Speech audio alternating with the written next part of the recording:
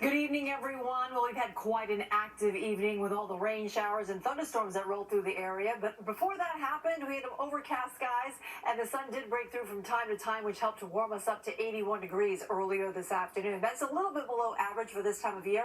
This morning, we started off with a muggy and very mild 70 degrees. Right now, we're at 69 in Central Park. It's in the 70s in Islip, as well as over towards Bridgeport, and Poughkeepsie is also at 70 degrees. Our dew points are reflecting that very humid and muggy feel that we have across the region, and that will continue for the rest of the night. We have a wind coming in out of the southwest. It's been breezy at times and even gusty within some of those thunderstorms that have rolled through since earlier this evening. And we're still seeing rain erupting across parts of the region.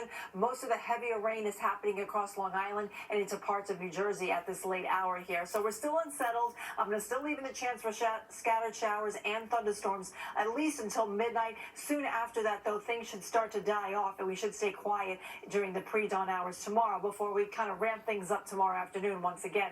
We have a cold front in our vicinity, and it's going to be slow to move through the region. That's why we're still going to be unstable as we go into your Monday. Once the front pushes offshore by Tuesday morning, then we'll start to see this clear patch of weather come into play by the middle part of the week here. What's also glaring on the screen out here is Hurricane Ernesto, which is still churning in the Atlantic. We had an advisory come in at 11 o'clock, and it actually increased in intensity just a little bit. Its winds are now at about 80 miles per hour. It's still a Category 1 hurricane, and it's still expected to take a turn off to the northeast over the next several days. As it does so, our wave heights will start to come down a bit, so it'll become a little bit more safe at the area beaches, but it'll be making a turn and making its way towards the UK. So interest in Ireland and over towards the UK, they're actually watching for post-tropical remnants of Ernesto to affect them next week. They're actually forecasting some flooding conditions and thunderstorms for that part of the world here.